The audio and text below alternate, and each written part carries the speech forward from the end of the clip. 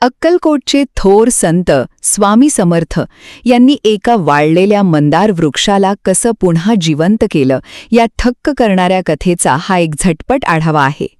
नक्की काय घडतं जेव्हा स्वामींची दिव्य दृष्टी एका पूर्णपणे निर्जीव झाडावर पडते आणि त्यातून भक्तांना कोणता मोठा संदेश मिळतो ते आज आपण पाहणार आहोत.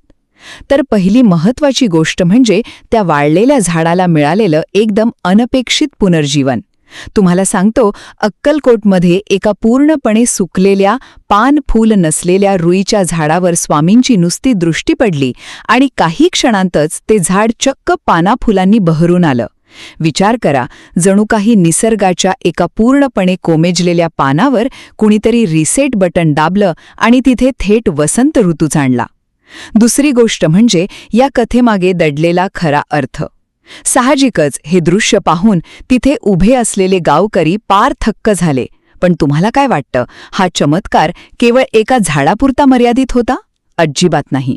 माणसांच्या कोरड्या आणि रखरखत्या आयुष्याला दिलेला तो एक थेट आशेचा किरण होता.